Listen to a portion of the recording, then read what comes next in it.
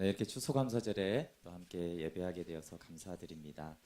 네, 오늘은 이 제주도에서 복음생명 캠프에서 말씀을 전하다가 추수감사절 때 하나님의 주권적 은혜로 인하여 감사하라는 말씀을 좀 나누고 싶다라는 마음이 들어서 같이 준비했습니다. 지난 3주 동안 제가 은혜에 대해서 계속 말씀을 나누었습니다. 그래서 제목이 은혜가 왕노릇하게 하라. 하나님이 우리를 위하시면 누가 우리를 대적하려, 로마서로 이렇게 쭉 은혜에 대한 말씀을 봤고요. 지난주는 우리 종교개혁과 오직 은혜에 대해서 말씀을 나누었습니다. 오늘은 하나님의 주권적 은혜로 인하여 감사하라. 제가 거의 몇 년 동안 예수님 때문에 감사합니다 이렇게 추수감사절 말씀을 나누었는데요. 추수감사절 그러면 우리가 수학 때문에 감사하는 게 아니라 예수님 때문에 늘 감사한 것이죠. 네, 근데 그 예수님이 주권적인 은혜로 우리에게 오셨기 때문에 우리가 감사함으로 좀 하나님께 나아가면 좋겠습니다. 네, 우리 창세기 한번 12장 1절 우리 아브라함을 좀 부르시는 말씀 먼저 함께 좀 보겠습니다. 창세기 12장 1절입니다. 1절부터 3절. 네, 이것이 이제 아브라함을 부르는 것인데 아브라함에게 하나님이 복음을 전하는 것입니다. 우리 1절부터 3절 함께 읽겠습니다. 시작. 여호와께서 아브라함에게 이르시되 너는 너의 고향과 친척과 아버지의 집을 떠나 내가 내게 보여줄 땅으로 가라. 내가 너로 큰 민족을 이루고 내게 복을 주어 내 이름을 창대하게 하리니 너는 복이 될지라. 너를 축복하는 자에게는 내가 복을 내리고 너를 저주하는 자에게는 내가 저주하리니 땅의 모든 족속이 너로 말미암아 복을 얻을 것이라 하신지라. 아멘. 네, 여기서 이제 복은 창세전에 그리스도 안에서 우리에게 주시기로 하신 그 영원한 생명입니다. 이것이 이제 구약에서 복이라고 하고 그냥 아브라함에게 이렇게 하니까 이게 종족적이고 어떤 민족적이고 외부적인 복이라고 생각하는데 바울은 이것을 복음이라고 이렇게 말하고 있습니다. 모든 민족에게 이제 복이 갈라디아서 3장 8절 9절에 보면 바울이 이제 해석을 하고 있죠. 같이 한번 읽어볼게요. 시작. 또 하나님이 이방을 믿음으로 말미암아 의로 정하실 것을 성경이 미리 알고 먼저 아브라함에게 복음을 전하되 모든 이방인이 너로 말미암아 복을 받으리라 하였느니라. 그러므로 믿음으로 말미암는 자는 믿음이 있는 아브라함과 함께 복을 받느니라.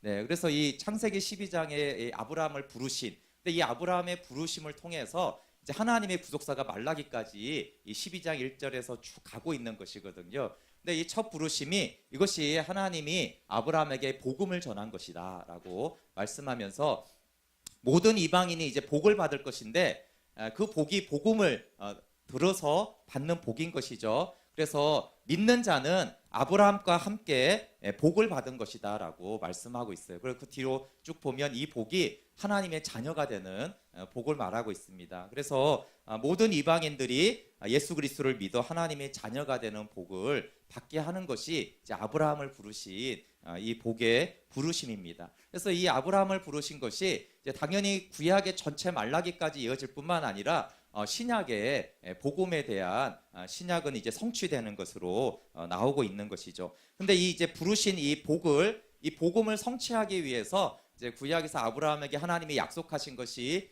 두 가지가 있는데 그것이 이제 자손에 대한 약속과 땅에 대한 약속이 있습니다. 우리 창세기 15장 5절부터 7절 오늘 본문 5절부터 7절을 한번 같이 읽어보겠습니다. 5절부터 시작. 그를 이끌고 밖으로 나가 이르시되 하늘을 우러러 무뼈를 셀 수 있나 보라. 또 그에게 이르시되 내 자손이 이와 같으리라. 아브라함이 여호와를 믿으니 여호와께서 이를 그의 의로 여기시고 또 그에게 이르시되 나는 이 땅을 내게 주어 소유를 삼게 하려고 너를 갈대아인의 우르에서 이끌어낸 여호와니라. 네, 첫 번째는 자손에 대한 약속을 하죠. 이거 역사적으로는 독자 이삭이지만 구속사적으로 우리가 예수 그리스도이심을 알 수 있습니다. 근데 이제 자손에 대해서는 믿었어요. 그러니까 그 믿음을 의로 여겼죠. 믿음을 의로 여겼다는 것은 하나님이 은혜로 의롭게 여기신 것을 말하는데, 근데 이제 자손에 대해서는 믿어서 이제 의가 되었는데 땅에 대한 약속을 하니까 아브라함이 믿기가 좀 힘들었던 것 같아요. 근데 이 땅은 이제 가나안 땅이고 구속사적으로는 하나님 나라죠. 그래서 우리가 예수님을 믿어서 영생을 얻고 하나님 나라의 백성으로 사는 것입니다. 그래서 우리가 예수님을 믿어서 의롭게 되어져서 우리가 아들 안에 있는 생명을 얻고 하나님 나라의 백성으로 아들의 나라에서 사는 것이죠. 이것이 이제 자손과 땅에 대한 말씀의 성취입니다. 그리고 이제 그 하나님 나라를 사는 것이 뭐냐라고 했을 때 하나님의 나라는 먹는 것과 마시는 것이 아니고 오직 성령 안에서 의와 평강과 희락이다. 이 육지의 땅을 말하는 것이 아니라 우리 마음에 또 우리 하나님과의 교제 안에서 사는 의와 평강과 희락이 하나님 나라를 사는 것이라고 말씀하셨습니다. 근데 아브라함이 이제 땅에 대해서 말하니까 땅을 주실 것을 믿습니다 이러면 이제 되는데 그것들이 어떻게 알 수 있나요? 라고 믿겨지지가 않았습니다. 그러니까 하나님이 야 믿어라 내가 할 거야 이래도 되는데 하나님이 갑자기 언약을 체결하라고 언약을 준비시키십니다. 우리 8절부터 한번 11절 같이 한번 읽어볼게요. 8절부터 11절 시작. 그가 이르되 주 여호와여 내가 이 땅을 소유로 받을 것을 무엇으로 알리일까? 여호와께서 그에게 이르시되 나를 위하여 3년 된 암소와 3년 된 암염소와 3년 된 수장과 산비둘기와 집비둘기 새끼를 가져올지니라. 아브라함이 그 모든 것을 가져다가 그 중간을 쪼개고 그 쪼갠 것을 마주 대하여 놓고 그 새는 쪼개지 아니하였으며 솔개가 그 사체 위에 내릴 때는 아브라함이 쫓았더라.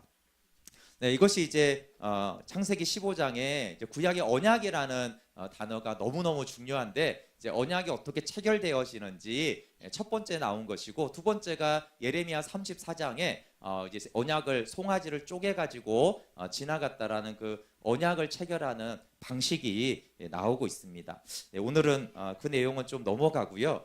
이것이 이제 아주 유명한 아브라함의 언약 또는 이제 헷불 언약이라고 하는 것인데 이 언약의 내용을 하나님이 이제 주권적으로 성취하겠다라는 말씀이 나옵니다. 그 내용을 보면은 이벳과 출애굽의 내용이 나옵니다. 이제 애굽으로 들어갈 것과 출애굽되어서 가나안 땅을 차지하게 될 것에 대해서 하나님이 언약의 내용입니다. 어떤 내용을 가지고 이제 계약을 체결하는 거잖아요, 그렇죠? 언약의 내용은 이벳과 출애굽을 포함한 가나안 땅을 줄 것이다에 대한 것입니다. 우리 13절과 14절 한번 읽어볼게요. 시작.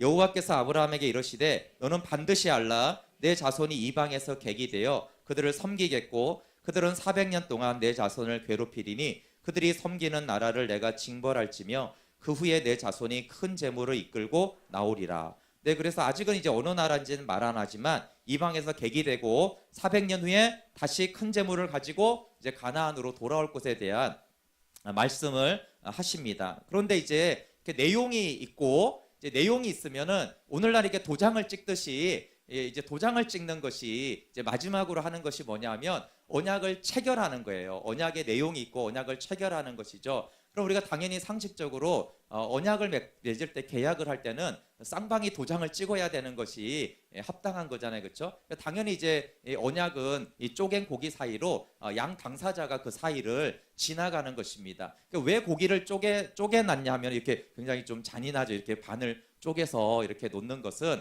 이 언약을 지키면 복을 받을 것이고 이 언약을 깨트리면 이 고기처럼 쪼개질 것이다라는 것을 말씀하고 있는 것이에요. 그래서 예레미야 34장에는 시드기야 왕과 그의 백성들이 이 쪼갠 고기 사이를 지나가거든요. 그리고 어쨌든 뭐 형제 동족들을 노비로 삼지 않겠다 이런 말씀을 준행하겠다고 언약을 체결했는데 그 언약을 다시 깨트립니다. 그래서 하나님이 그럼 너희들이 어겼기 때문에 너희들이 이 동물처럼 쪼개질 것이다라고 말하는 거예요. 그게 이제 바벨론을 통해서 이제 멸망하게 되어지는, 왜냐하면 언약을 어겼기 때문에 그렇게 쪼개지는 것이죠. 그래서 언약을 어기면 저주고 언약을 지키면 복이다 이런 것이에요. 그래서 이제 양자간에 이 고기 사이를 지나가서 언약이 체결이 되고 완성이 되어지는데 이 언약은 아주 독특하게 하나님만 지나가십니다. 언약 체결이 이렇게 돼 있는 거예요. 여기 아브라함이 졸고 있고 이렇게 동물들을 이렇게 쪼개놨잖아요, 그렇죠? 반을 쪼갰기 때문에 저렇게 뼈가 이렇게 다 보이는 것이죠. 그래서 근데 저 사이를 햇불로 하나님을 상징하는 햇불만 저 사이를 지나간다고 그래서 햇불 언약이라고도 하고 아브라함과 언약을 맺어서 아브라함의 언약이라고도 말을 합니다. 우리 17절, 18절 한번 읽어볼게요. 17절, 18절 시작. 해가 져서 어두울 때 연기 나는 화로가 보이며 타는 햇불이 쪼갠 고기 사이로 지나더라. 그날에 여호와께서 아브라함과 더불어 언약을 세워 이르시되 내가 이 땅을 애굽 강에서부터 그 큰 강 유보라데까지 내 자손에게 주노니. 아멘. 이 언약식은 그 당시에 있었던 언약 체결의 방식을 하나님이 차용을 했지만 그런데 그 당시에 언약과 다른 것이 있었다고 했죠. 그것은 아브라함이 지나가지 않은 거예요. 둘 다 지나가야지만 계약이 됩니다. 우리가 집을 샀는데 한쪽만 도장이 있으면 정부에서 안 받아주잖아요. 이 계약서가 성립이 안 된다라고. 근데 그 계약서인데 이게 계약이 완결이 되었다라고 하나님이 선포하는 거예요. 하나님만 지나가셨으니까 이 계약이 아닌데 하나님은 언약을 세워 언약을 이제 맺었다라고 말하는 것입니다. 그래서 이 언약은 그 당시에 있었던 문화하고 전혀 다른 것이죠. 그래서 이 언약의 특징이 있는데 첫 번째는요, 아브라함에게 요구한 조건의 규정이 없어요. 우리가 나중에 볼 시내산 언약을 비롯해서 이후에 갱신되는 언약은 조건이 있습니다. 너희가 이것을 지켜야 된다. 시내산 언약에는 대표적으로 11조가 10계명이 이렇게 있는 것이죠. 그런데 여기 오늘 본문에 우리가 읽은 데 보면 아브라함아 너는 이걸 지켜라 이런 게 하나도 없어요. 그래서 조건의 규정이 없는 언약이 첫 번째 특징이고, 두 번째 특징은 아브라함 너나 너의 후손과 상관없이 내가 일방적으로 이것을 이루고 성취하겠다라는 언약이. 그래서 하나님 혼자만 지나가는 것이죠. 그런데 하나님이 전지전능하시니까 그냥 말씀으로만 선포해도 되는데 하나님이 이 사이를 지나갔다는 것은 무슨 말입니까? 하나님이 내가 너에게 한 이 약속을 성취하지 않으면 하나님은 죽는 것이다 이런 말이에요. 근데 하나님이 죽으실 수가 없잖아요, 그렇죠? 내가 이걸 어기면 나는 더 이상 하나님이 아니다라는 것이에요. 그러니까 하나님은 완전하시기 때문에 창조자가 말씀만 선포해도 그게 완벽한 100% 약속인데 하나님이 굳이 이렇게 내가 이걸 지키지 않으면 나는 쪼개질 것이다라는 이런 언약적인 메시지를 통해서 말하는 것은 굉장히 더 말할 수 없는 강조법인 거예요. 이거는 반드시 무조건적으로 내가 일방적으로 성취하겠다라는 언약인 것이에요. 그래서 이 두 가지 특징 때문에 이 언약이 주권적으로 행하시는 은혜의 언약입니다.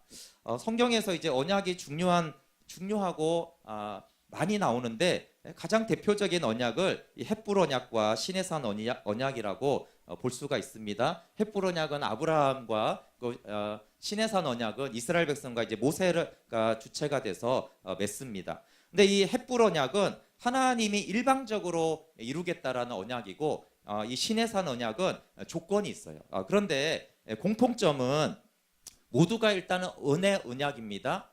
시내산 언약을 율법의 언약이라고 보면 안 돼요. 시내산 언약도 아브라함의 언약도 다 은혜의 언약이에요. 왜냐하면 언약을 맺은 것 자체가 은혜입니다. 언약이라는 것은 원래 동등한 사람들이 맺는 거예요. 비슷한 나라끼리 서로 윈윈을 위해서 맺는 것이 언약이거든요. 근데 하나님이 전지전능하신데 왜 죄인된 인간하고 언약을 맺어야 될 이유가 없잖아요, 그렇죠? 그래서 언약을 맺어 주는 것 자체가 일단은 은혜인 것이에요. 그리고 출애굽의 이후에 출애굽 전에 맺은 게 아니라 일단 출애굽을 구원해 놓고 이미 은혜를 베풀고 언약을 맺잖아요, 그렇죠? 그러니까 이제 또 은혜의 언약인 것이에요.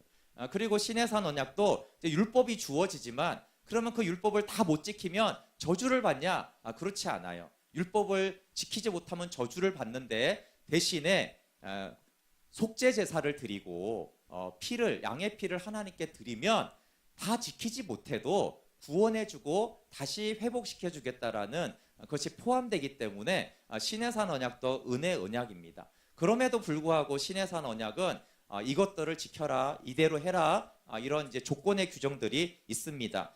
그러면은 네가 가나안 땅에서 풍성하게 살게 될 것이고 안식을 누리게 될 것이라는 하나님의 또 복에 대한 약속이 있는 것입니다. 근데 이제 차이점은 뭐냐 하면은 조건이 없는 헷불 언약과 조건이 있는 시내산 언약은 분명히 차이점입니다. 그리고 일방적으로 성취하겠다라는 헷불 언약은 차이점이에요. 시내산 언약은 이스라엘 백성 쪽에서 우리가 지키겠나이다 이렇게 서로 약속을 하고 언약을 맺습니다. 그러니까 이걸 지켜라라고 그랬고 이스라엘 백성은 네 하나님 우리가 지키겠습니다. 쌍방간의 약속에 의해서 시내산 언약은 이루어지지만 헷불 언약은 아브라함이 아무 약속도 하지 않습니다. 지키겠다는 말도 없고 약속도 하지 않고 지나가지도 않습니다. 근데 시내산 언약은 하나님이 이렇게 하면 내가 너희를 돌볼 것이고 이렇게 쭉 했을 때 이스라엘이 좋습니다. 우리가 지키겠습니다. 이렇게 이제 준행하기 때문에 그것이 차이가 있습니다. 그런데 헷불 언약도 중요하고 시내산 언약도 중요하니까 제가 예전에는 이게 좀 가치가 비중이 중요성이 비슷하지 않을까 이렇게 이제 좀 생각을 했었는데 이렇게 말씀을 전하면서 이게 좀 성령님 주시는 마음이 그렇지 않구나. 이 시내산 언약을 헷불 언약에 이렇게 품고 있고 감싸고 있구나. 헷불 언약이 주권적인 언약이 훨씬 더 큰 범위로 이렇게 있고 그 안에 이렇게 시내산 언약이 이제 포함되어 있구나라는 그런 것들을 좀 깨닫게 하셨어요. 시내산 언약 그래서 시내산 언약이 왜 조건이 있고 이걸 못 지키면 저주를 받을 것이고 지키면 복을 받을 것이라는 조건의 규정인데도 왜 이게 은혜냐 하면은 결국은 은혜 언약 안에 들어가 있기 때문에 은혜 안에서 조건의 규정이 들어갔기 때문에 이것이 시내산 언약도 결국 헷불 언약 때문에 은혜로 채워지는 것입니다. 그래서 언약이 깨져도요 하나님이 계속적으로 주권으로 은혜 언약을 다시 체결하고 성취하는 것이 우리가 성경을 대충만 이렇게 생각을 해도 그걸 알 수가 있어요. 그럼 아담과 하와가 죄를 짓고 타락했습니다. 근데 무슨 응답을 했죠? 한 거 없어요. 계속 핑계대고 탓하고 그랬어요. 그런데 하나님은 가죽옷을 주시고 여자의 후손을 약속해 주는 거예요. 무슨 믿음의 응답이 일단 죄 짓고 조금이라도 하나가 있었던 게 아니고 일방적으로 그럼 여자의 후손이 그리고 너희 가죽옷을 지어 입혀 주시는 것이죠. 노아의 때도 이렇게 보면은 6장 5절의 창세기에 보면 사람의 죄악이 세상에 가득하고 그의 마음으로 생각하는 모든 계획이 항상 악한데요. 노아가 은혜를 입어요. 노아가 은혜를 입는 이유가 나오지 않습니다. 그냥 하나님의 은혜로 노아가 구속사에 참여하고 노아만이 아니라 다시 인류에게 구원의 기회가 열어집니다. 아브라함과 헷불 언약은 금방 말한 대로 이게 전적으로 내가 이루겠다, 내가 이렇게 할 거야, 내가 성취하겠다 이런 언약입니다. 시내산 언약이 완전히 파기되고 새 언약을 맺잖아요. 근데 이 예레미야 때 새 언약을 내가 맺을 것이라고 했는데 그때 이스라엘 백성들이 한 것은 무엇입니까? 여전히 말씀을 듣지 않았고 여전히 부패하고 완악했어요. 근데 하나님이 일방적으로 부패하고 멸망해가는 이스라엘 백성들에게 내가 새 언약을 맺을 거야 이렇게 말씀하신 것이죠. 그리고 십자가는 어떻게 이루어집니까? 그래서 하나님이 그 죄악될 때 새 언약을 맺을 것을 말씀하시고 새 언약을 맺을 시일 예수 그리스도를 이 땅에 보내셨을 때 그들이 무슨 언약을 쌍방간에 뭔가 체결할 만큼의 어떤 것이 있었나요? 아니잖아요. 그렇죠? 오히려 그 아들을 십자가에 못 박는 극악무도한 죄악을 지을 때 하나님은 그 아들을 십자가에 못 박음으로 그 피가 새 언약의 피잖아요. 그렇죠? 그래서 새 언약을 성취하신 것이에요. 이게 쌍방간에 어떤 뭐가 맞아서 이 은혜가 언약이 성취되는 것이 아니라 하나님이 일방적으로 행하는 것이죠. 그리고 그 새 언약에 가장 큰 수혜를 입은 12제자들 가룟 유다는 배반했지만 그 제자들이 나중에 어떻게 주님 안에 살게 됩니까? 배반하고 도망하고 그런데 하나님이 끝까지 예수님이 사랑하셔서 그들이 언약 안에 들어오죠. 그것이 십자가 전에 요한복음 13장 1절에 이렇게 되잖아요. 예수님이 자기 사람들을 사랑하시되 끝까지 사랑하시니라. 그러니까 끝까지 사랑한 그 사랑이 제자들을 사도가 되게 한 것이죠. 그들의 어떤 쌍방적인 조건에 의해서 제자들의 삶이 변화되지가 않습니다. 그래서 저희가 이게 로마서를 통해서도 2주간 봤을 때도 이게 하나님의 주권적인 은혜로 하나님이 이 복음이 언약이 복음인데 이 복음이 성취되는 것을 보여줍니다. 그래서 토기장이가 진흙 한 덩이로 뭐든지 할 수 없느냐? 그러면서 하나님의 주권적인 은혜를 말씀했고요. 또 이스라엘의 불순종에 대해서도 분명히 이스라엘의 불순종인데 그거는 내가 긍휼을 베풀려고 가두어 둔 거야. 이렇게 긍휼을 베풀기 위한 과정으로 하나님이 말씀하시죠. 우리 한번 읽었던 거지만 맨 밑에가 안 보이네요. 네, 그래도 한번 읽어보겠습니다. 시작. 이와 같이 이 사람들이 순종하지 아니하니 이는 너희에게 베푸시는 긍휼로 이제 그들도 긍휼을 얻게 하려 하심이라. 하나님이 모든 사람을 순종하지 아니하는 가운데 가두어 두심은 모든 사람에게 긍휼을 베풀려 하심이로다. 네, 저는 이 말씀이 참 너무 감사한 것 같아요.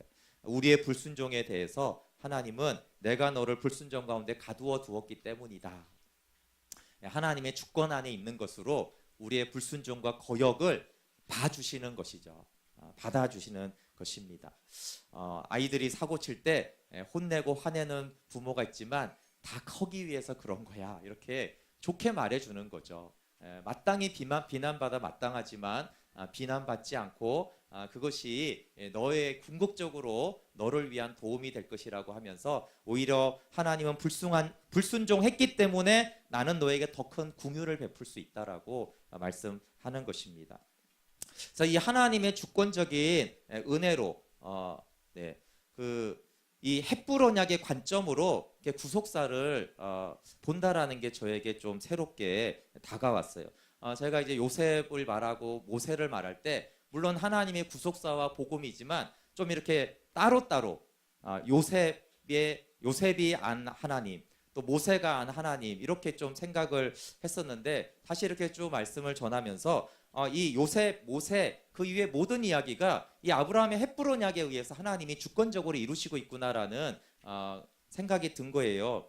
우리가 요셉을 통한 이 배굽을 보면 야곱 가족이 하는 짓을 보면 굉장히 인간적이잖아요. 이들이 언약 백성인데도 불구하고 굉장히 그 가족들이 인간적입니다.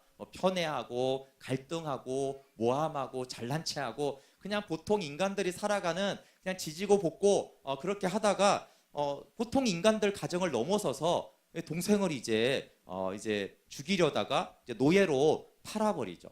그리고 뭐 요셉의 인생을 보면 그냥 사랑 많이 받다가 좀 잘난 체도 하다가 때로는 좀 믿음으로 하나님도 찾다가 그렇게 하다가 노예로 팔려가고 감옥에 있다가 하루아침에 이렇게 총리가 되어집니다. 그런데 요셉의 이 주권적인 믿음이 어디서 난 것인가 라고 생각했을 때 여러분 우리 창세기 45장 7절 8절 좀 뒤로 가서 한번 읽어보겠습니다. 요셉의 그 믿음의 클라이막스가 이 하나님이 하셨다라는 이 믿음인데 이 믿음이 어디서 온 것일까요? 45장 7절 8절 한번 읽어보겠습니다. 시작. 하나님이 큰 구원으로 당신들의 생명을 보존하고 당신들의 후손을 세상에 두시려고 나를 당신들보다 먼저 보내셨나니 그런적 나를 이리로 보낸 이는 당신들이 아니요 하나님이시라. 하나님이 나를 바로에게 아버지로 삼으시고 그 온 집의 주로 삼으시며 애굽 온 땅의 통치자로 삼으셨나이다. 네, 이 요셉의 믿음이 사람이지만 요셉의 믿음의 아주 그 백미가 여기에 있는 거죠. 하나님이 큰 구원으로 요셉을 팔아버린 당신들의 생명을 보존하고 당신들의 후손을 세상에 두시려고 나를 이곳으로 보냈다. 형들이 미워해서 노예로 비겁하게 팔아버렸다 이렇게 하지 않고 다 하나님이 하셨다. 그것도 원수 같은 당시 형들을 살리시려고. 다른 사람을 살리는 건 괜찮은데 하필 왜 그 형들을 살리고 싶어서 보냈다는 게 이게 어떻게 인간적으로 용납이 되는 일이겠어요? 근데 나를 이리로 보낸 것은 당신들이 아니고 하나님이시고 하나님이 나를 이곳에 보내셨고 또 지금 총리가 된 것도 하나님이 하셨다라는 거예요. 이것이 정말 온전한 믿음이죠. 근데 이것이 요셉이 스스로 생각해서 만든 놀라운 긍정의 힘이나 믿음이 아니라는 거예요. 스스로 깨달아서 이게 내 인생을 바라보니까 이게 하나님이 아무래도 하셨나 보다. 이런 우여곡절과 우연을 어떻게 될까? 그리고 마지막으로 총리가 되는 장면이 너무 놀랍잖아요. 그렇죠? 갑자기 죄수에서 그러니까 이게 하나님이 하신 건가 보다. 이런 추상적이고 개인적이고 감성적인 깨달음이 아니라는 거예요. 제가 전에는 약간 그런 느낌도 있다라는 생각을 했는데 그게 아니라 요셉이 이 믿음을 고백하는 것은 하나님이 헷불 언약에서 그렇게 하겠다고 말씀하셨기 때문에 그래요. 이미 이 외국에 대한 말씀을 하신 것이죠. 그래서 하나님의 말씀을 요셉이 알았던 거예요. 근데 하나님이 일방적으로 주권적으로 하겠다고 했잖아요. 그렇죠? 그래서 자신이 하나님이 헷불 언약의 통로로 사용이 됐다라는 것을 안 것이죠. 그래서 하나님이 선포한 말씀을 요셉이 자기 입으로 증거하는 거예요. 하나님이 아브라함에게 맺은 그 언약이 이렇게 성취되고 있는 것입니다라는 것을 요셉이 증거하고 있는 것이에요. 그것을 또 증거하는 것이 성경이 이 배국과 요셉의 삶을 동일하게 말씀하고 있어요. 시편 105편 16절에서 19절을 보면 요셉의 관점과 시편 기자의 관점이 똑같습니다. 근데 이것이 요셉의 말을 가지고 시편 기자가 말하는 것이 아니라 헷불 언약에서 말씀하신 그대로 하나님이 요셉을 인도하셨다라고 말하는 것인데요. 시편 105편 16절에서 19절입니다. 그가 또 그 땅에 기근을 들게 하사 그들이 의지하고 있는 양식을 다 끊으셨도다. 그가 한 사람을 앞세 보내셨으며 요셉이 종으로 팔렸도다. 그의 발은 착고를 차고 그의 몸은 쇠사슬에 매었으니 곧 여호와의 말씀이 응할 때까지라. 그의 말씀이 그를 단련하였도다. 네, 다 하나님이 하셨다라고 말하는 것이죠. 그리고 요셉의 믿음이 성경에서 히브리서가 증거하는 요셉의 믿음의 백미는 요셉이 임종할 때 자기의 해골을 가지고 가나안 땅에 가지고 가라고 한 거였어요. 근데 그것도 요셉이 왜 그 믿음을 가졌고 왜 히브리서는 요셉의 그 수많은 믿음의 어떤 행함 중에 하필 왜 그 해골을 자기 가나안 땅으로 나갈 때 가지고 가라고 한 것이 요셉의 믿음이다라고 이렇게 말을 할까요? 그것은 헷불 언약과 관계가 있는 것이에요. 하나님이 헷불 언약에서 두 가지 아까 말했다고 그랬잖아요. 이배굽과 출애굽을 내가 주권적으로 내가 반드시 성취하겠다고 한 거예요. 근데 요셉은 이배굽의 통로가 되어서 자기를 통해 하나님이 이배굽한 하나님을 만났어요.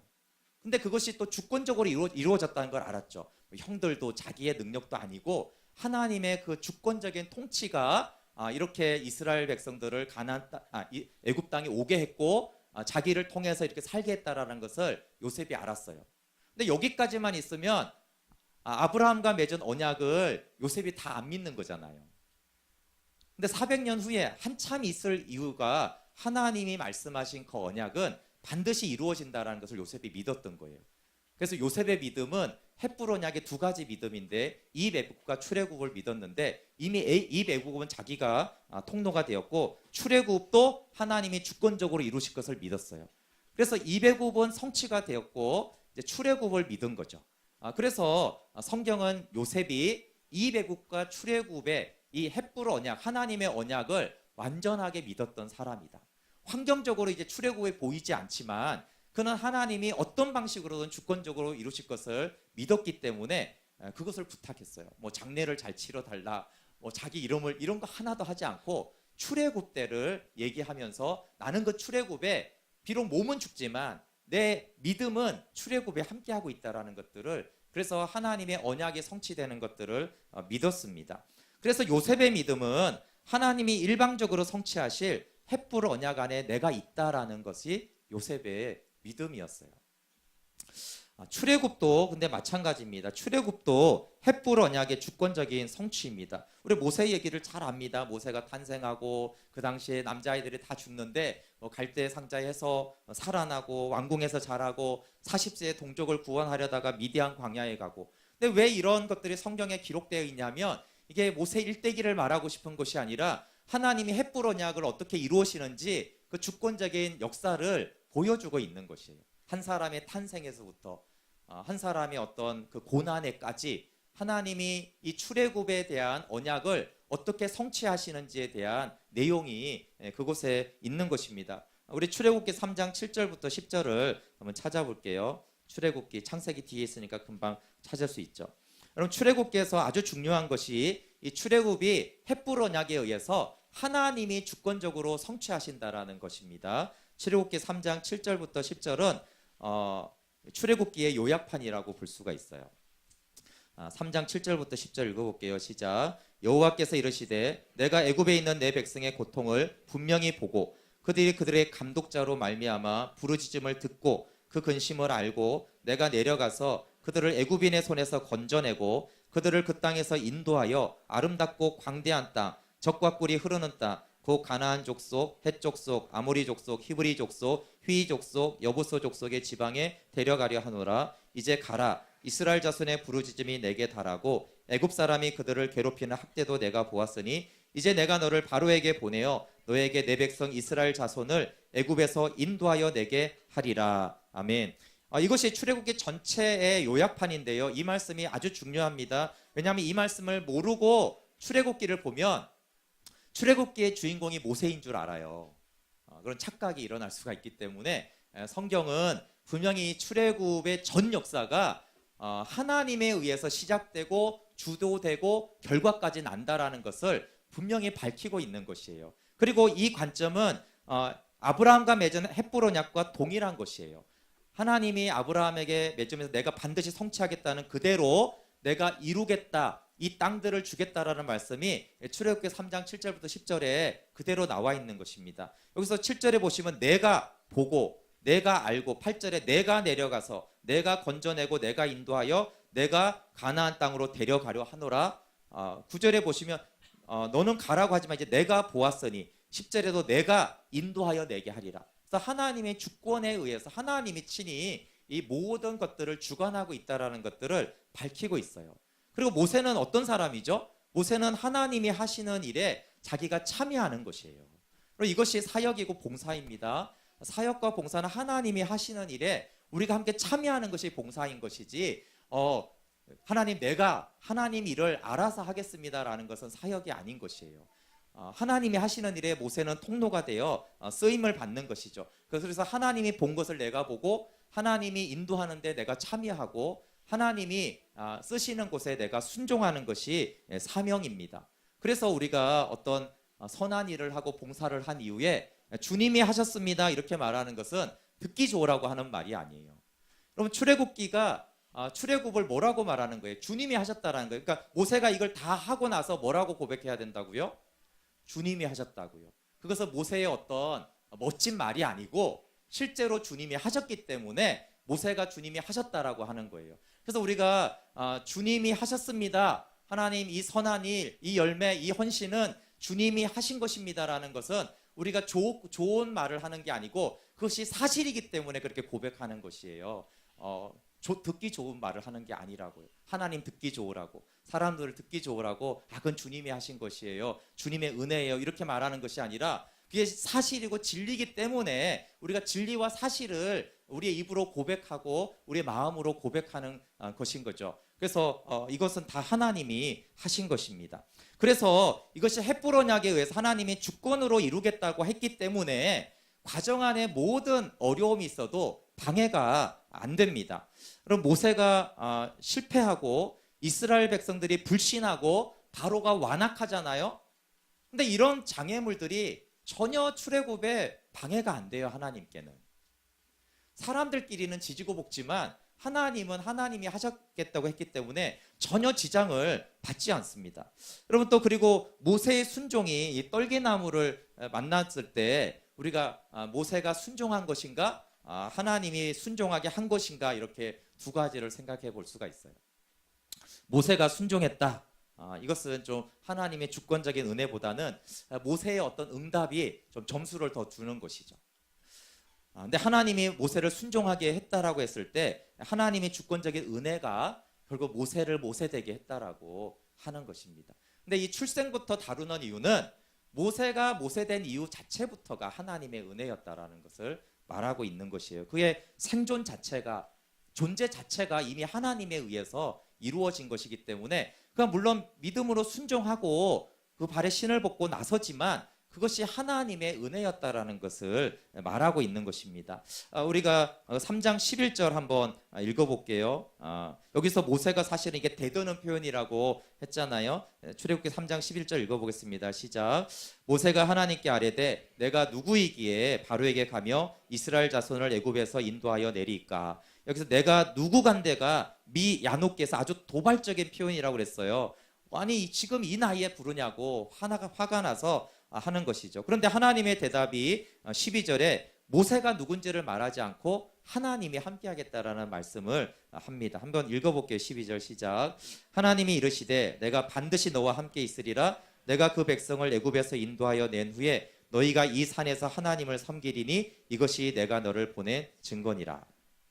여러분, 하나님이 주권적으로 이루실 것에 대한 말씀이 내가 너와 함께 하겠다는 것이. 그래서 모세 네가 누군지는 중요하지 않아. 여러분, 그래서 이 부름 받은 자는 자기를 묻지 않고 하나님에 대해서 묻고 하나님을 알아가요.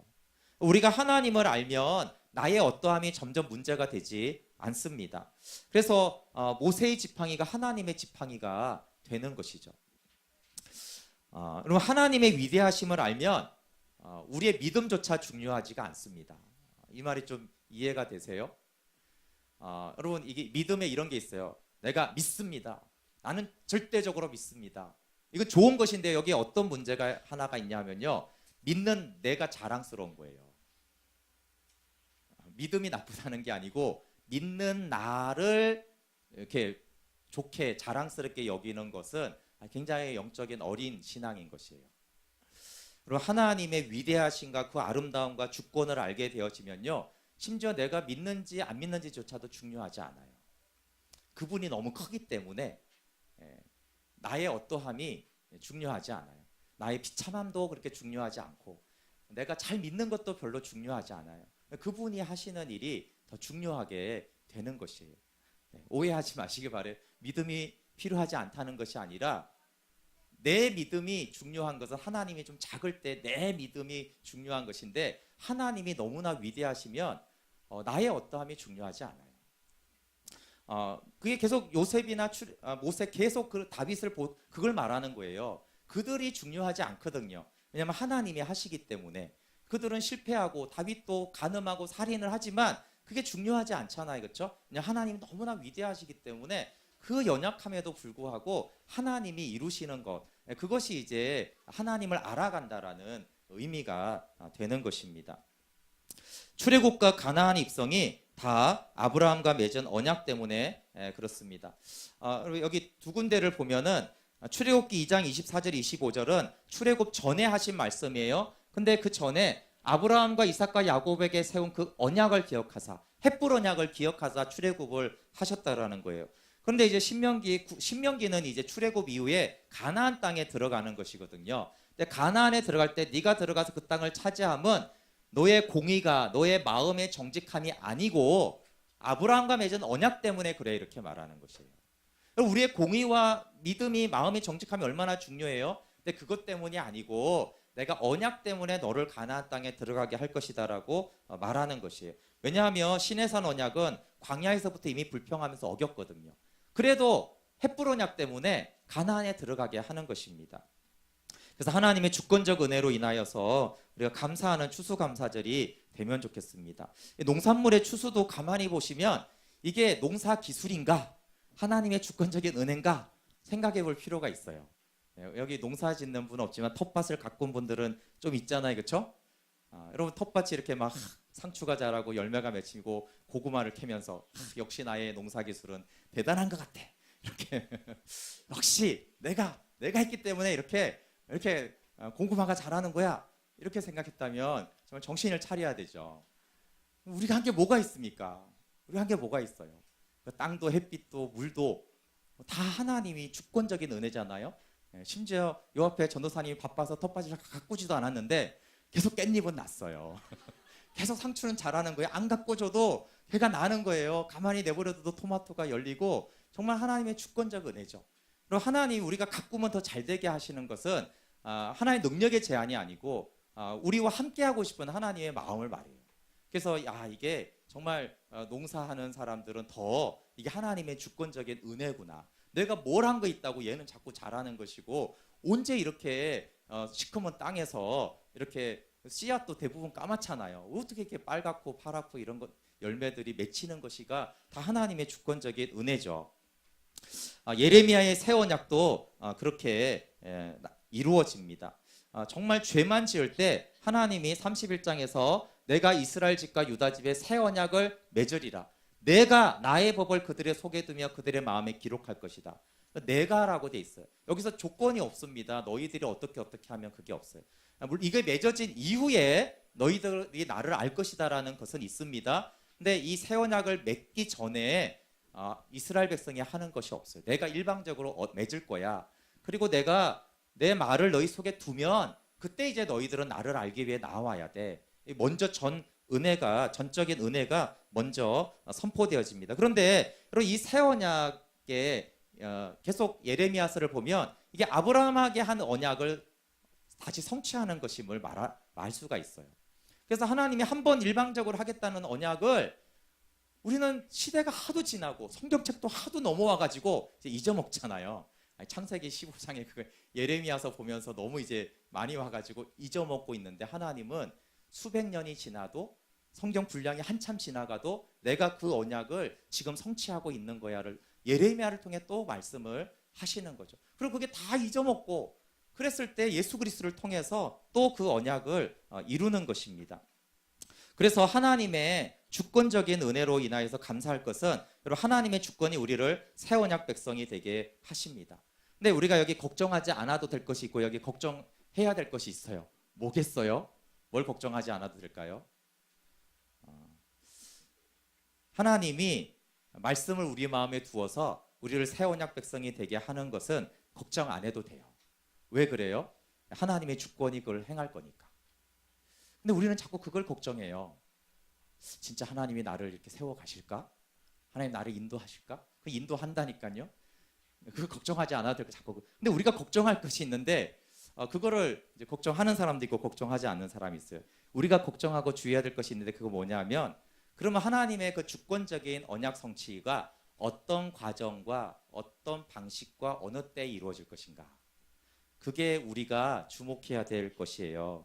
왜 그러냐면 하나님의 주권적인 은혜를 성경 전체와 이배고 출애고 다 봤을 때 평탄한 것만으로 성취되지 않는다는 것을 우리가 알 수 있어요. 하나님의 주권적인 은혜의 성취 과정에는 가혹할 만큼의 연단과 심판이 포함되어 있다는 것을 알 수 있죠. 아까 요셉도 아까 시편 말씀이 말씀으로 요셉을 단련했다 이렇게 말하고 있어요.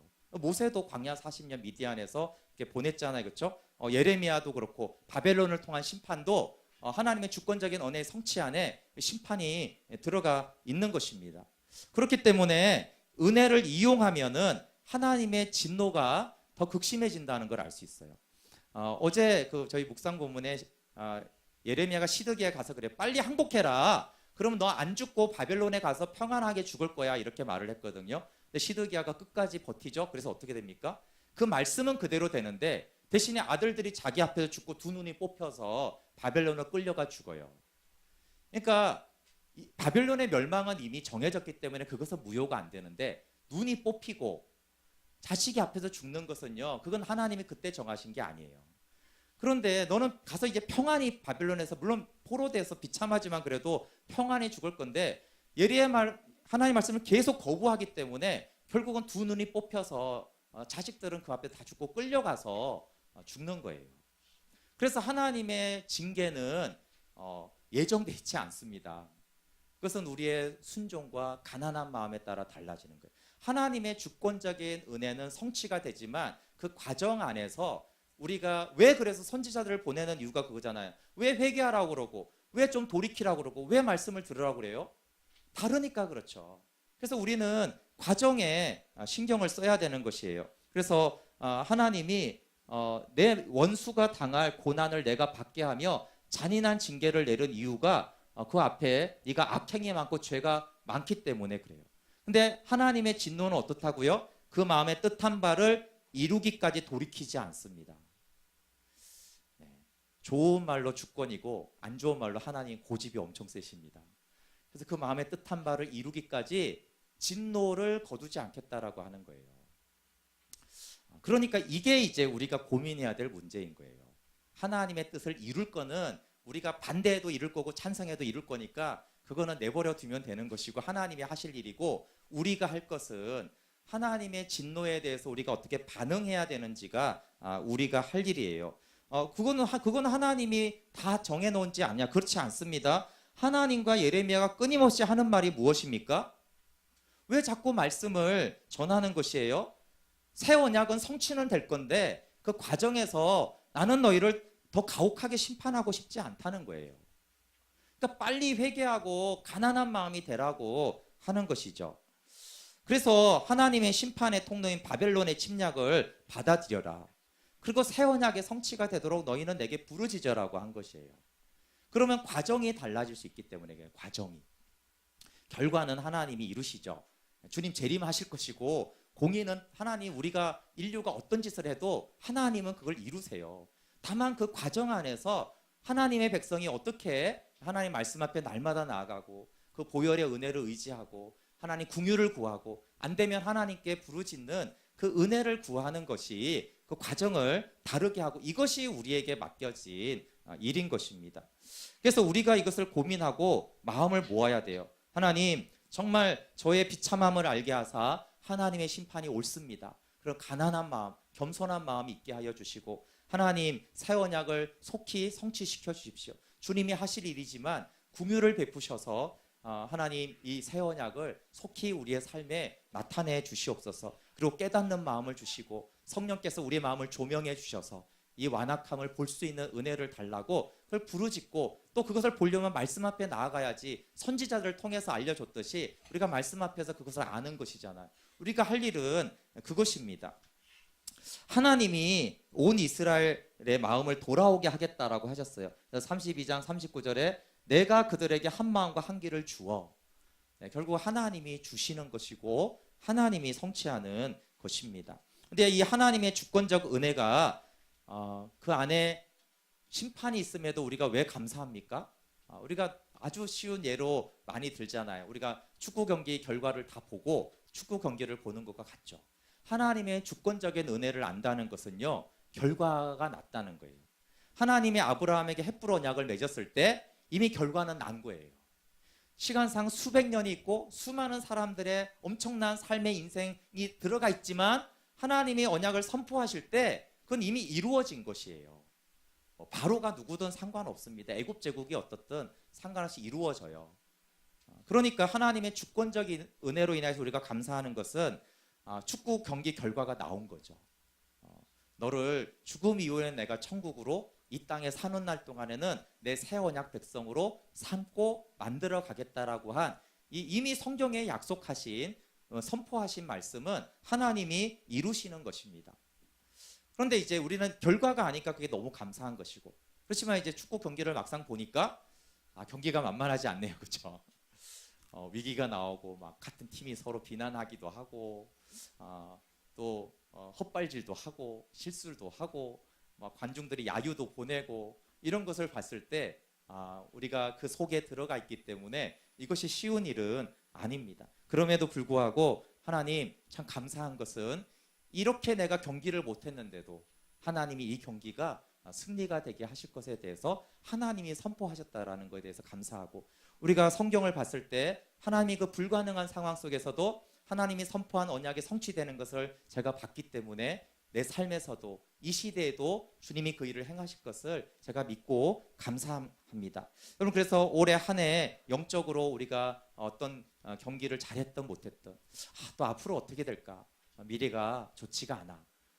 그래도 하나님의 뜻은 이루어집니다. 그것이 하나님의 주권적인 은혜입니다. 마지막으로 하나님의 주권적인 은혜는 두 가지를 알게 합니다. 하나님의 위엄을 알게 하고 하나는 우리의 비참함을 알게 합니다. 하나님의 아름다움을 알게 할 때 기쁘고 즐거울 때 감사하시고, 우리가 비참할 때 그러나 그 비참함을 통해서 하나님 심판을 수용하고 더 가난한 마음으로 하나님을 알게 하신 하나님께 감사하며 나가는 추수감사절이 되기를 원합니다. 우리 함께 찬양하고 좀 기도하겠습니다. 하나님의 은혜에 찬양하시면서요. 여기 나를 지으시니가 부터 또 하나님이 우리의 삶을 이끌어갈 것에 대한 내용인데, 요셉의 탄생, 모세의 탄생부터 그들의 인생의 전체를 하나님이 다루시는 이유는 정기를 하는 것이 아니라 하나님의 주권이 탄생부터 마지막까지 하나님, 그런데 그것이 이미 이전에 하나님이 아브라함을 통해서 주신 복음 안에 있다라는 그 인생의 전부가 들어가 있다라는 것을 하는데 이 찬양이 또 그런 고백이어서 이렇게 찬양하고 기도하겠습니다. 나를 지으신 이가 하나님, 나를 부르신 이가 하나님, 나를 보내신 이도 하나님, 나의 나 된 것은 나의 나 된 것은 다 하나님 은혜라. 나의 달려갈 길 다가도록 나의 마지막 꿈 다하도록 나로 그 십자가 함께 하시니